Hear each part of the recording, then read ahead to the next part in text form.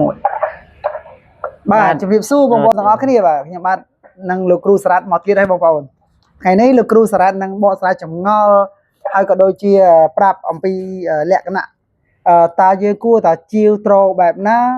ឬក៏យើងជាវត្រនៅកន្លែងណាដើម្បីឲ្យមានសុវត្ថិភាពទាំងគុណភាពទាំងសុវត្ថិភាពពីផុតពីការបោកប្រាស់បាទបងប្អូនតើលោកគ្រូចាប់ដើមបាទសូមជម្រាបសួរបងប្អូនពុកម៉ែម្ដងទៀតទី1ចង់ប្រាប់អំពីបណ្ណេជ្រើសរើសត្រូមួយណាដែលមានគុណភាពល្អប៉ុន្តែអានេះចង់បកស្រាយមួយថាបើយើងគិតថាយកជាអាជីពអាហ្នឹងយើងមើលទៅលើសកម្មភាពហើយមើលទៅលើលក្ខណៈរបស់ត្រូហើយមួយទៀតនោះមើលទៅលើសម្លេងស្ដាប់ទៅមើលទៅលើសម្លេងរបស់ត្រូហើយមើលលក្ខណៈរបស់ត្រូហ្នឹងថាត្រូហ្នឹងមាំឬក៏យ៉ាងម៉េចតើឧទាហរណ៍ថាគេប្រាប់ថាធ្វើអំពីឈើកញ្ញុងហ្នឹងតើវាធ្វើអំពីឈើកញ្ញុងមែនអត់យើងមើលទៅលើពិនិត្យមើលទៅលើគុណភាពរបស់ត្រូហ្នឹងទី1មើលសកម្មភាពរបស់មើលលក្ខណៈរបស់ត្រូហ្នឹងបាទទី2ត្រូវឲ្យយើងទិញត្រូតាមអនឡាញចំណុចទី1ហ្នឹងគឺយើងសំខាន់បំផុតឲ្យច្បាស់អំពីទីតាំងថាឧទាហរណ៍ទីតាំងពីខាងខេត្តសៀមរាបគឺទីតាំងខាងផ្នែកសិប្បកម្មផលិតដ្រូនធ្វើដ្រូនហ្នឹងនៅខាងខេត្តសៀមរាបមែនឬអត់យើងមើលទីតាំងហ្នឹងឲ្យច្បាស់លាស់មួយទៀតយើងមើលទៅលើការបកស្រាយនិងការរៀបរាប់របស់ម្ចាស់ឬក៏ម្ចាស់ទីតាំងដែលលក់ដ្រូននឹងថាឧទាហរណ៍ថានិយាយថាដ្រូននេះតម្លៃប្រមាណឲ្យច្បាស់ប៉ុណ្ណឹងកុំឲ្យម្ដង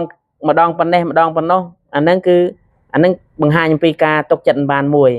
បាទបើសិនជាបកស្រាយថាប្រាប់ថាលក់តម្លៃប្រមាណយើងបានទទួលហ្នឹងគឺយើងបានឲ្យនៅតម្លៃប៉ុណ្ណឹងមែនអាហ្នឹងបានថា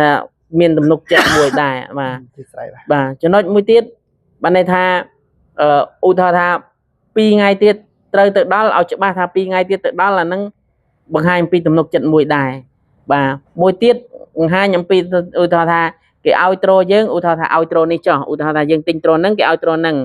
បាទអញ្ចឹងបើគេឲ្យត្រូហ្នឹងមែនពិតប្រាកដគឺអាហ្នឹងបង្ហាញពីទំនុកចិត្តអញ្ចឹងมันអាចបានតែទឹកចិត្តរបស់អ្នកលក់มันអាចបោកយើងបានទេប៉ុន្តែឧទាហរណ៍ថាបង្ហាញត្រូហ្នឹងដល់ពេលឲ្យត្រូយើងនោះឲ្យត្រូផ្សេងអាក្រក់ជាងត្រូនេះចឹងទៅអាហ្នឹងគឺ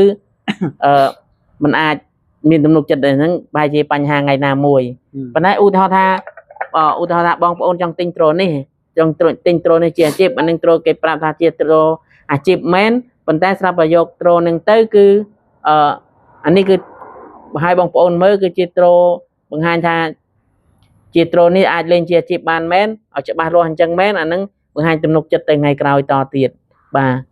លេងស្រាប់ខ្លះក៏ឲ្យ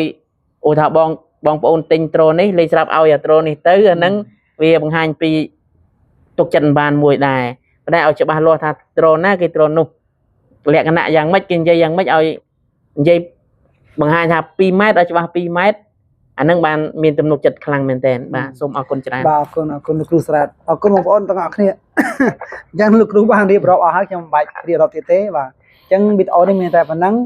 ហើយបើពេញចិត្តវីដេអូនេះកុំភ្លេចជួយ share នៅសញ្ញាព្រួយយ៉ាងស្ដាំដៃហ្នឹងទៅហើយមួយទៀត